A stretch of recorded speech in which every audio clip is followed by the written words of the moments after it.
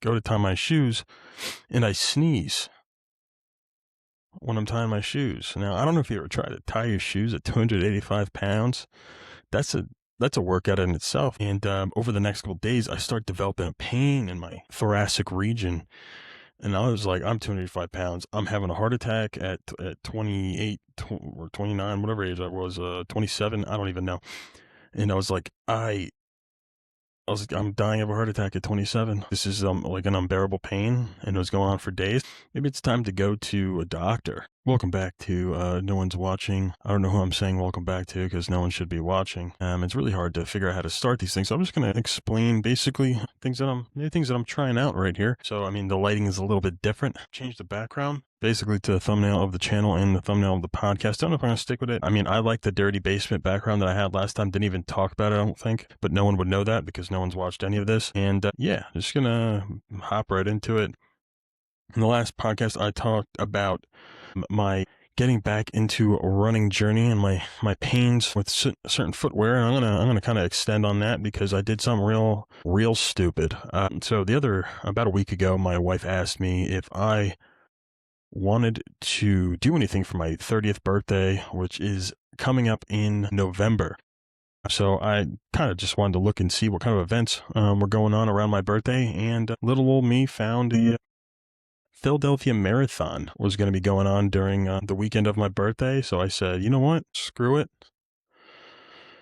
I'm going to sign up for the wait list. It was sold out by the time I found it. So I was like, I'll get added to the wait list, or add myself to the wait list. Doubt I'll even have a chance of being able to run it. And well, 4 days later, I get an email saying, hey, you're off the wait list. So now I have about 7 months to train for a marathon. Basically, I guess if you want, you can say from January to November, 11 months is going to be from literally the couch, not working out whatsoever, to a marathon in 11 months. Now that seems insane, honestly, now that I'm saying it out loud, but I'm gonna give it my best effort. I have a 26-week program. I'm gonna use the same app that I used for the original Couch to 5K, which was Runna. Plan was pretty decent.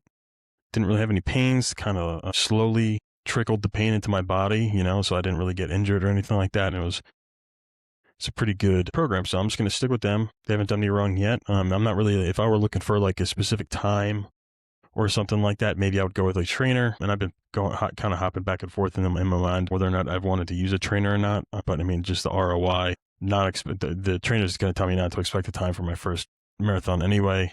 So instead of spending $200 a month for someone to tell me that, I could just tell myself that and pay $20 a month for a marathon program done by an app. And I like Runna. They're hooked up with Strava. I've been using Strava for years now. So yeah, but yeah, I was having some issues last week. I had some issues with my running shoes. So I did most of my training from January to, I would say, the beginning of this month, May, with a pair of Asics that I ordered off Amazon. Don't know if they're even running shoes, but there's like no platform in them, minimal cushion. Like they're just like kind of like more like athleisure shoes than anything. And they never gave me any problems, never had any pain, never had anything like that other than like just the pain of just running. So I ended up buying I do most of my shopping at Marshall's because I'm a cheap guy, but I found a pair of New Balances there for like $70 that were running shoes. And I was like, I might as well try them out. And they felt nice at the beginning, and they felt good for about a month. And then I went on a 5-mile run, and just absolutely torched my foot. I talked about it in the last one. No one watched it, so I'll just give you a quick little thing. I couldn't walk for, a solid, like maybe like 2-3 hours until I took a shower. And then I was able to walk again as the tendons lightened up or loosened up a little bit. But I was like, that's not okay. So maybe I'll go to a running store and find some shoes that are better suited for me. So I went to a running store and got some shoes. She made me, the woman there that was helping me out, she basically made me take my shoes off and like just walk. And she said that I had a little bit of pronation in my walking and in my standing. So she decided to get me shoes that would help me with, I guess, excessive pronation when running. And I never knew or even thought that I had that problem. Never occurred to me. I've run before. The max that I've run though is around a a 10-mile run, but before that, it was really more like 3-mile stretches when I was in the military. And then I never had any issues with any running shoes that I've ever had before, so it was kind of weird. And so she told me I had this problem. I was like, all right, cool. And I go for the first run in those shoes, I think about 4 days ago now. And have you ever tried running in flippers? Because that's what it felt like. It felt like I was wearing clown shoes and I was trying to run. Now I have big feet, but I've never had shoes feel like that before. It just didn't feel right. It's kind of like heavy loaded on the heel, but like a super flat midsole and like I guess super flat mid to front of the sole were just completely like just flat. So every time it just felt like I was smacking the ground. In the first one, I only did about 2.5 miles. So like, I can feel like I can run that in anything without being like in too much pain. But then I ran a 5.5K, which is a little over 3.5 miles, I believe. And I was getting real elastic band feelings in my ankle, on the inside of my ankle. And this didn't make any sense to me. So, I mean, I did what I normally do. I ask AI, I'm like, hey man, I got these shoes. They're made to force the weight on the outside of my foot so that I'm not pronating. I'm like, I'm having this problem. Do you think that's why I'm having this problem? AI immediately said yes. And I was like, if I take a picture of the bottom of my sneaker, the first ones, the Asics that I was using, would you be able to tell me what's going on, or like how I run and like what kind of shoe I need? And he's like, yeah. So take a picture of those the bottom of those shoes. And he's like, hey, yeah, you don't need anything that has to do with any type of platform. Like most of your wear is on the outside of the foot and it rides straight through. So if anything, you just need like a neutral running shoe. And I was like, okay, so like what about the New Balances that I have? And he said that maybe there's too much cushion because I wasn't used to cushion. I was like, huh. And, I feel the cushion. The cushion feels good. But my body didn't agree with me. So I ended up going back today and returning those shoes. And I got something with still has cushion, but it's more of a firm cushion, a neutral base. And I did an 8K in them and I felt phenomenal. So, I mean, I think it was the shoes. And I mean, like I said, I have 26 weeks of marathon training, 7 months about. And I mean, it doesn't really help that I'm 250 pounds. I'd like to be a lot less, maybe like somewhere in the 200 to 220 range. I feel like would be way more beneficial and hurt way less if I like running a marathon. Like I don't even want to think about running a marathon at 250 pounds. But yeah, I mean, I started the year at 275, down to 250 now. And I'm kind of like a cyclical creature where I have these things that I like to call fat seasons, and it's just, I don't know what it is, but every now and then, and it's like clockwork, I'll gain a bunch of weight and then I'll get up to a certain weight and I'm like, don't really think I should be doing this. Let me get back in the gym. Let me start running. Let me do like insert exercise and diet. And then I'll cut weight back down. And I've been doing that for as long as I can remember, honestly. Like even before the Marine Corps, I was 250 pounds. When I went in, I got down to 200 in about 2.5 months. So, and then that was just me. That was like basically my whole career, just avoiding BCP like the plague. I don't know if anyone knows what that is, but it's basically the fat person platoon where they make you do exercise more because you can't maintain the standard. So it's basically just, we have our annual weigh-in or semi-annual weigh-in, time to cut. We know it's coming up at some point. So just instead of keeping the weight off, I like to get fat and then go back down again. But yeah, I mean, like I remember when I was a peak fatness, I was about, when my children were born, I was about 285 pounds. And, I mean, I really didn't feel any certain way, or I didn't think I felt any certain way. I didn't feel like I was like short of breath or whatever, struggling to do certain things. Like I didn't really feel it, like I feel I kind of have like the bone structure to be able to carry a lot of weight. Now, is it beneficial? Probably, like definitely not. Like it's much, you feel much better when you're lighter. But yeah, when I was 275 pounds, like I got so fat during that fat season. I didn't know if it was this stress of becoming a father, but I ate a bunch and I got up to 285, like I said. And it kind of dawned on me one day that I was like, hey man, like this is not good. I was actually just moved into our new apartment. We moved from one state to another. So we moved into the new apartment and I was sitting at the edge of the bed.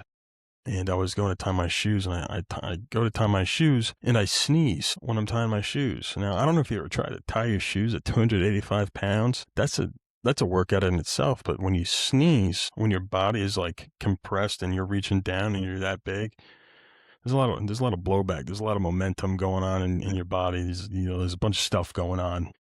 And over the next couple of days, I start developing a pain in my like thoracic region. And I was like, I'm 285 pounds. I'm having a heart attack at 28 or 29, whatever age I was, 27. I don't even know. And I was like, I'm dying of a heart attack at 27, And I was like, this is like an unbearable pain, and it was going on for days. So I was like, maybe it's time to go to a doctor. So I go to a doctor and go and get a bunch of X-rays on on my chest and everything like that. And I don't know if you ever got an X-ray, but they're expensive as hell. I mean, it's valid, but like because you never really know what's going on in there. But so I did a bunch of blood work, did a bunch of X-rays, and my doctor or the doctor there in the emergency room was like, "Hey, your blood work came back. You're not having a heart attack." He's like, "Have you done anything recently that would you think would cause pain? Did you bend a weird way? Did you do anything?" I was like, I think I like sneezed when I was tying my shoe, and he's like, "That would definitely do it." I was like, "What do you mean that would do it?" And he's like, he's like, "You're a big boy." He's like, he's like, how much you're like you're already extenuated trying to just tie your shoe. And I was like, damn. And it hits you and you're like, holy shit, I'm so fat I can't tie my shoes and sneeze at the same time, or else I'm gonna blow out my rib cage. And I ended up pulling a muscle in between in between two of my ribs. So there's muscles that are in between there, and I ended up pulling one of those muscles. And I was like, God damn. I was like, so that's kind of a wake up call for me. That's why I decided to, I guess, kind of start losing the weight the first time. And I didn't really do anything crazy. I just stopped eating like a fat person. And there's a difference between eating like a normal person and eating like a fat person. Like the big people, they know what I'm talking about. If you've ever been fat before, when you're in that and you're that, I don't give a fuck mode, and you're ordering burritos at 3 a.m. in the morning, like that's how you hit 275 pounds or 285 pounds. You're eating like an absolute unit. Then there's no way around it, because you shouldn't be that big. So you're literally force feeding yourself. Like, you're full and you're like, it'd be so good right now just to wash that McDonald's down, a little burrito at 3 a.m. And maybe I'll just a little appetizer, a little quesadilla on the side. Like, that's what I was doing. Sometimes I've ordered 2 burritos and quesadillas and chips. Like, what is that for? Who's that for? That's for fat little piggy me. So, but yeah, I've been fat pretty much my whole life. I've been a big boy my whole life. I like to say that I'm reaching my third decade of being a fat guy, and I don't know. I mean, there's just a bunch of like there's just a bunch of like it's all really negatives. Of being a big guy, and that's kind of like why I'm not really upset that I'm running this Philadelphia marathon. Like, I think because I typically, I went from 275 down to 250. Typically, I blow right back up to 275 or higher. I'd go right back to where I was, start the whole process again, and it just gets harder every single time. So I mean, if I can get into running and run a marathon, be in training for the next 26 weeks and really lock in, I think that I can maybe break the fat cycle. Instead of going up and down and up and down, maybe I could just go down and stay down, and that would be great, and like I said, there's a bunch of different things that like it's not okay to be fat, or it doesn't feel good to be fat. So I think in that same doctor's appointment, the doctor actually asked me, he's like, "Hey man, just like out of curiosity, like when we were troubleshooting, and what it could have been," he was like, "Do you have like how are your bowel movements?" And I was like, "What?" He's like, "Would you say that like your bowel movements are like relatively solid?" And I looked and I was like, "Listen, doc, I haven't had a solid bowel movement since the 90s. So I don't know what you're talking about. I didn't know they could be solid. I'm 285 pounds. What are you talking about?" And I was just like, that's not a realistic thing. And like I'm not saying like you should test it out at like 220 pounds or maybe even like 160. Like I'm not saying go try to tie your shoes and sneeze at the same time, because I don't think that'll be comfortable for anyone. But when you're 285, like that does a lot of damage to your interior. You know what I mean? I think all of it comes down to like perspective, you know, because like you can tell the difference between someone who's been fat their whole life and how they take care of themselves versus someone who's like new fat. Like they're like I'm old fat, you know what I mean? Like it's like old money, you know. But like this guy that I know, or some guy on the street is just like he's new fat. You could tell just by the way he carries himself, by the way he walks. Like his bones just aren't used to it. You know, like he's got 160 pound or 160 man pound bones, but he's carrying 300 on that frame, and you're just like, God damn, you know, like that guy can fall apart at any moment. Like he's like a poorly put together tent. That's the way he's walking, and like I feel like perception is reality. You know, where it's just like you see somebody at work or out in town or wherever you go, and like say you're there and you see somebody eating a honey bun, you know, and I'm not talking about just like some guy, random guy eating a honey bun, but like eating a honey bun in public. Like I think eating a honey bun in public is the first step to not caring anymore, you know? And like listen, like, I've been a fat guy, like I said, for 3 decades. Like I've had my fair share of honey buns or different different pastry cakes, like anything Hostess, Tasty Cake, Entenmann's. Like we can rip through all of them. I love Little Debbie, like a good zebra cake or a Swiss roll or a Hostess Yodel or whoever makes them. It doesn't matter, right? Like that's all the nasty shit, and it's so good, but it's obviously just straight garbage. But like I said, eating a honey bun in public, I feel like is the first step to not caring. Like you're basically telling everybody else, like, I don't care. I'm gonna eat this wet sugar bread sitting at the park or sitting somewhere because we're walking, whatever you're doing while eating it. Like, you know what I mean? Like, it's just not a good look, and like especially when you get into like the different variations of a honey bun, you know, like if a frosted, or I mean if a regular honey bun is the first steps to not caring. Like if you're eating a honey bun with icing on it, brother, what do you do? You don't care anymore. And I'm just letting you know that the people around you see you eating a honey bun with frosting, and they're like, wow, this guy just, he probably never gave a fuck. You know what I mean? And like I said, I've been a fat guy for 3 decades now, almost 3 decades, pushing it, and looking to break the cycle. But you know, I've had my fair share of honey buns, but I don't think I've ever eaten a honey bun in public. You know, it's either in the comfort of my own home, where you go to the grocery store, you buy a box of, and you throw a couple down, and it is what it is, right? But if you go to like a gas station and you're filling up your car, you run into the gas station real quick, like a Wawa or Sheetz or whatever is near you, insert your gas station. You go in there into the convenience store and you're like, oh, I'm going to grab a honey bun. Say you see somebody eating a honey bun and you're at work, right? So you go to work and someone's eating a honey bun. You have to think of it like this, especially if it's a big guy.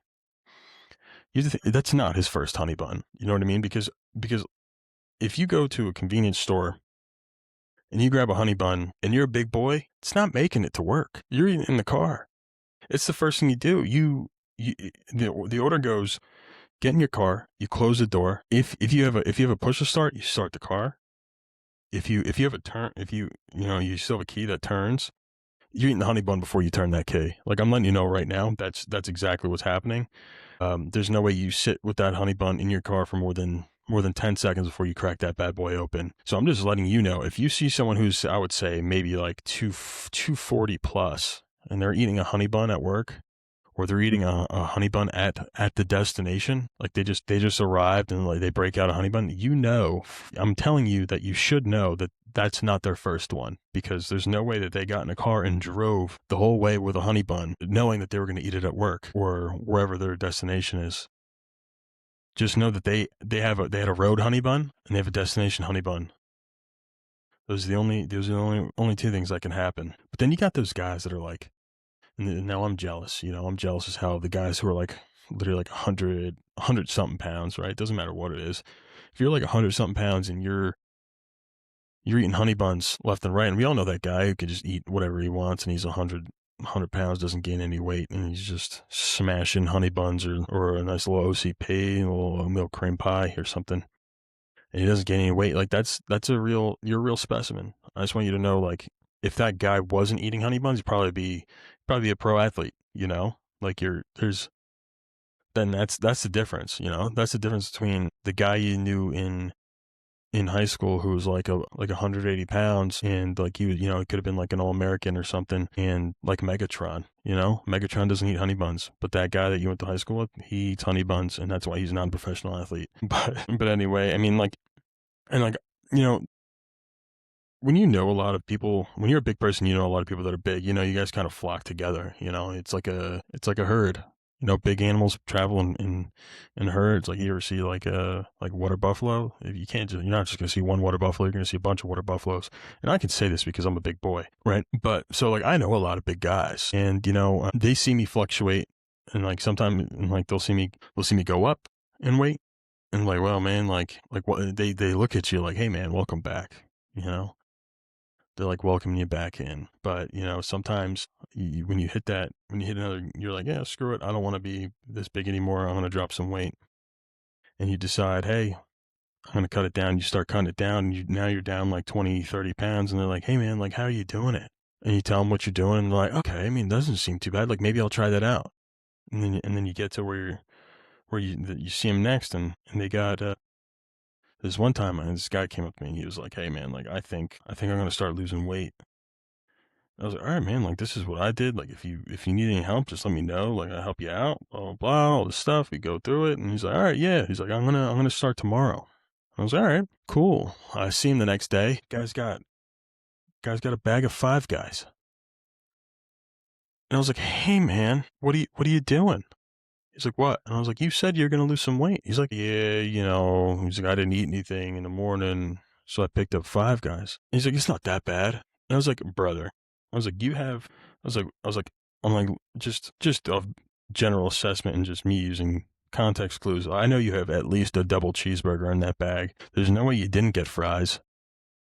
Because at Five Guys, you're just getting a mountain of fries, and that's any fat guy's dream, right? And you also have a vanilla milkshake. So are you done for the day? And he's like, what? I was like, are you done eating for the day? He's like, nah, dude, it's like 11 a.m. And I was like, yeah, and you've already finished your daily caloric intake. You didn't get an ounce of, you got some protein, you know, but like you didn't, like you just screwed yourself for the rest of the day. So it's like either you're starting not today or you can't eat for the rest of the day. He's like, oh, well, you know, blah, blah. And I was like, what made you think that getting a hamburger, fries, and a milkshake was going to help you lose weight? And he's like, dude, I didn't get a hamburger.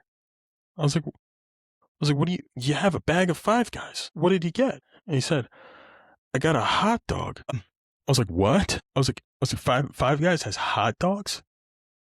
He's like, yeah, man. And I was like, since when? He's like, they've always had. So, and listen, I haven't been to a Five Guys, I don't think, since that day. But if I had to guess, Five Guys has a secret menu where you have to be at least 300 pounds for your eyes to see the hot dog on the menu. Like if you're like $160 or you're like $180 or whatever, and you walk into a Five Guys, you don't even see that portion of the menu. You know, you're just there for the burger, you need a little bit of fries, you know, and you go in there and you know, and you don't even see that portion of the menu. But when you hit 300 pounds, something happens to your vision, you know, something.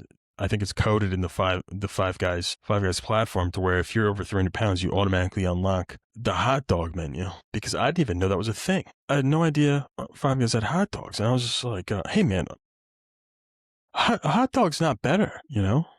I mean, I assume it's maybe somewhere around the same calories, but I'm like, hey man, like a hot dog is probably worse. There's no way you thought that would be a good idea. But this is also a guy who puts everything in his pockets. Like he has everything in his pockets, you know? It's like he'll have seen him pull out a full bag of Burger King, full size bag of a large meal from his pocket before. And that's not an exaggeration. Like I'm dead serious. Like I've seen him pull it out of his pocket. I mean, he's got big pants, so, you know, big pockets. But yeah, I'm just like, man, it's like perception is reality. Like don't tell me that you're going to try to lose weight and then you're eating Five Guys, you know? And like people, like goes back to the honeymoon thing. If you're eating wet sugar bread, you may not think that other people around you are looking at you, but I'm telling you right now, I am looking at you, and I'm like, wow, this guy's this close. Can I save him? Can I save him from not caring anymore?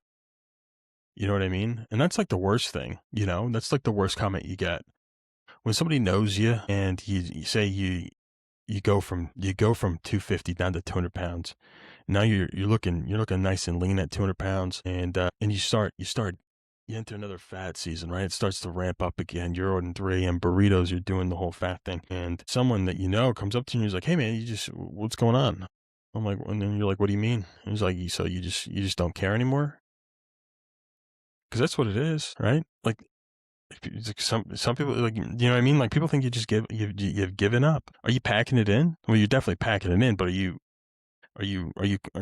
closing up shop? You know, like, you just don't care anymore. You don't have, like, getting fat isn't going to help you with much. You know, I don't know what your goals are, but I can almost guarantee you that getting fat is not going to help you with much. And yeah, I'm like, man, eating wet sugar bread. Okay, so hear me out, right?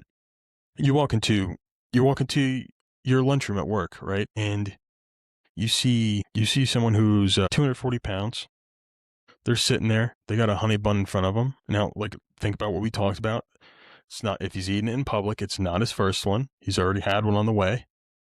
So you're like, okay, that guy's had 2 honey buns today. He's eating a honey bun for lunch. And then you look over and you see a guy who's 300 pounds and he's eating chicken, rice, and vegetables. Now, I want you to think about, like, what are you thinking? You're like, wow, fucking Jeremy's. What's going on with Jeremy? Is everything all right at home? You know, did his wife cheat on him? This guy eating a honey bun in public. That's crazy. And you're like, wow. You're like, wow, look at Ezekiel. You know, he's a big guy, but he's got chicken, rice, and vegetables. It looks like Ezekiel might get it together, man. You know, and like, you may not even think that you're thinking that, but you are, you know? It's a subconscious thought. And honestly, just like I said, being fat doesn't help you with anything. Like, if anything, it costs more. And the way things that are going today, you know, it's like everything's already expensive. Now, like, now I'm telling you this based on all this stuff that I'm saying is based on experience, and, like, just like I said, been fat for 3 decades. But if you're say 230 plus, the odds that you're ordering off DoorDash or Uber Eats or Postmates or whatever your drug of choice is, the odds that you're ordering off of one of those at least once a week is 100%. And like I said, I'm telling you from experience. I know fat guys. We travel in packs and herds and whatever else, you know, travel together. And I've been fat, so I know. And so what I do, and, like, just so you realize how fat I am, right? Like, I'll tell you right now, like even though I've lost 25 pounds this year, today I actually ordered food off of DoorDash because I'm over 230. You know, I told you,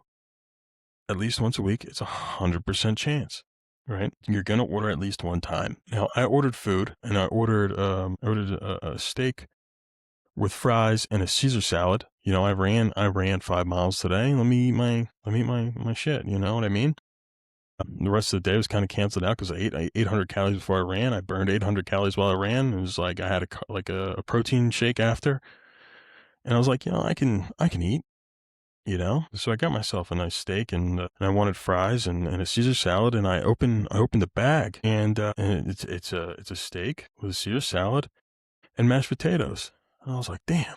They messed up my shit. And, like, my wife got wings and fries. And I'm looking at the receipt and everything like that. And I'm looking at the order that I put in. I was like, yeah, no, I ordered fries, but I didn't get any, right? So I'm like, wait a second. Now, I want you to think about my thought process here. I was like, wait a second. So my wife ordered wings. Maybe they gave me the fries that I ordered, and they also gave me potatoes. So I started doing fat research. And I went back into the app, and I started a new order for the same place, and I got the same exact thing that my wife ordered, and I saw that it didn't come with fries. I was like, holy shit, those are my fries. Now that's fat. I'm a fat detective. You know what I mean? Like, that's crazy. Why would I do something like that? And, like if I really wanted to take another step, I could have just been like, no, I'm eating those. Give me those. I'm eating those. Those are mine. You didn't get those. I got them. They gave me mashed potatoes. I'm going to eat those too. You know, I'm going to eat the mashed potatoes and the fried potatoes and the Caesar salad with my steak. Like, I could have done that.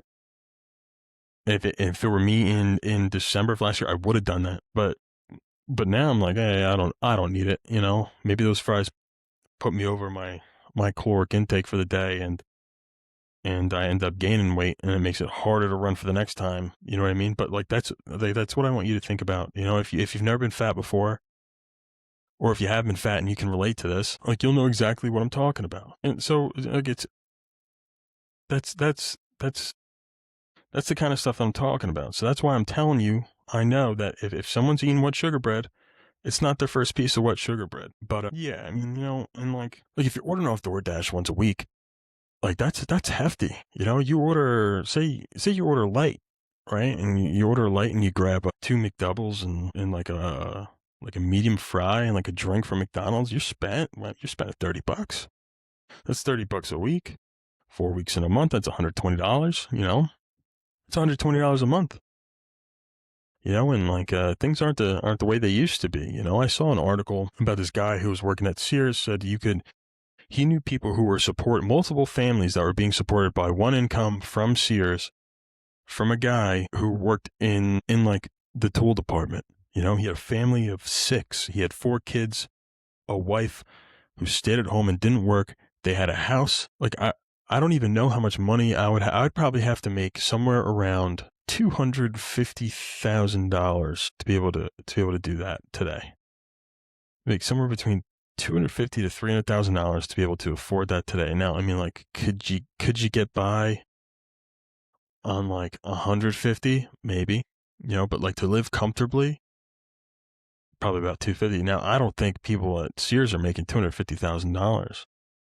You know what I mean? So, like, I don't think that's even. I don't even think that's a thing. It's something that definitely couldn't be done today. You know, and like I feel like the dynamic of like everything that's going on has been changing, right? Or it's just like back in the day, and like that article's written in the 80s, or written about a guy who worked at Sears in the 80s, and like back in the day, you could probably do that. You know, you can work at a retail place. Like the equivalent today is probably like Home Depot. Now I don't know if Home Depot gives you like a pension, but Sears gave you a pension back in the day. You know, you just work there and you stay there and you put your time in, and you can retire when you can retire, and you get money because they helped you squirrel it away. And the only way you're getting a pension today is a government job or in a trade. Like I don't know any other kind of job that would give you a pension. And yeah, everything else is probably just like, I mean, now I guess the equivalent would be like a 401k, but I mean, like there's like government jobs and like union jobs probably have something equivalent to like a 401k and a pension. So now you're double dipping a little bit, and that's a little bit better, because I don't know if you've done the math, but a 401k is not really going to pay you as much as you think, unless, you know, you're not going to be making that much money on it unless you have a couple million in there. You know, especially like okay, like yeah, if I have like, say you have $1 million in there, I think it's about 4% gets paid out per year. So if you think about that, like 10% of $1 million is 100K, right? So 4% is 40,000. Can you live off $40,000 today? Absolutely not. What do you think you're going to be? You think you're going to be able to live off 40,000 in 30 years, 40 years? No chance. So the fact that these people were able to work at Sears, get their pension, live off their pension, like that's immaculate, you know? And it's like the difference between that and what's going on today is that back in the day, you could be a company man, you know? You can be like, I'm riding and dying in this tool section. I'm selling ratchets until I can't sell ratchets anymore. Power tools, I'm your guy, you know? But today it's like, okay, like you do your job, but like what else are you doing? Are you too busy to do something else? Do you not want to be a millionaire? Do you not know how to use AI? If you don't know how to use AI, like you're screwed. Like why does it have to be like that? Why can't I just live a normal life working my 9 to 5 or whatever your hours are, you know? Like why can't you just do something and not have to do anything else? You know, like fortunately I've been blessed with my job, and my wife's been blessed with her job, and like we both have good, like that's great. But like the way that the algorithm works, they don't care. You could probably be making $1 million and you'll still get some 17-year-old on your algorithm saying you're not doing enough. So listen, I'm 17 and I made $10 million last year. what are you doing? And you're just like, hey man, like I'm trying to watch Apple TV. I'm trying to sit on the couch after my 8 hour shift or my 10 hour shift, or my 12 hour shift or my 14 hour. You know what I mean? Like I'm just trying to hang out, man. Like I don't like, you know what I mean? Like it's it's really just like painful to watch these things, especially like because like you'll get sucked in sometimes. You'll get sucked in and you'll be like, well, I'm not doing enough. I need to do more. Why am I not doing more? Why can't I figure this out? And you'll spend the time, you'll learn how to do the AI and you'll like, you start building this thing. I'm going to sell this thing to this kind of person. I'm going to do this. I'm like, okay, now when can I sell it? And you look at your schedule and you're just like, well, I got work from 6:30 a.m. until 2. I got to run 5 miles and then I have to pick up my kids from daycare. And then I have to wait for them to go to sleep, and then it's 8:30 p.m. So the only way you're going to be able to make those cold calls is if you're calling somebody on the opposite coast. If you're on the East Coast, you can call somebody on the West Coast, it's 5:30 there. But you're going to do that for 3 hours, and then it's 11:30, and then you wake up, and you do the whole thing again. It's like, yeah, you don't want it bad enough. Like, I know, dude, I don't want to do that. I want to actually appreciate the time that I have with my kids when I have the time. I want to, when my kids end up going to sleep, I want to be able to watch, like I said, I want to be able to watch TV. I want to sit there and I want to talk to my wife about her day. I want to ask her how she's doing, and actually, and actually be there and like pay attention, because like you can be there, you can ask people how they're doing. You can try to spend time with your kids, but if you're staring into space thinking about your AI voice assistant that you built with Claude, like you're not really there. Like if you're hoping that the one guy you signed up to be able to use it, you got your AI is running in the background, and your buddy's texting you like, hey man, your AI is telling people it's a human. And you're like, what but you're like, you can't do anything. You got 2 kids screaming their heads off because they can't count high enough to keep up with Elmo. You know what I mean? They're like 1, 2, 3, 1, and they start over. They get to 3 and they start over. You know what I mean? So like, you don't need that. You don't need all that added pressure. Like, what are you putting that pressure on yourself for? Like, I want, at the end of the day, once my girls go down, I want to be able to watch some Apple TV. I don't know if you guys have watched Apple TV recently or ever. But I would equate the catalog of Apple TV to the catalog of like HBO back in like early 2010s to like 2000s. Like that's how good it is right now. And like I'm just gonna, like, you can, like, if you're talking about Severance, magnificent show. Pluribus, another absolute heater. You got like the worst show on Apple TV is Your Friends and Neighbors, and it's a fantastic show. You know what I mean? Like if Your Friends and Neighbors was on Netflix, it'd be in the Netflix top 10 right now. And they just released second season. Haven't watched it yet. No one's watching this, so no one will be able to spoil it for me in the comments or anything like that. But if you are watching this, go ahead, spoil it for me in the comments.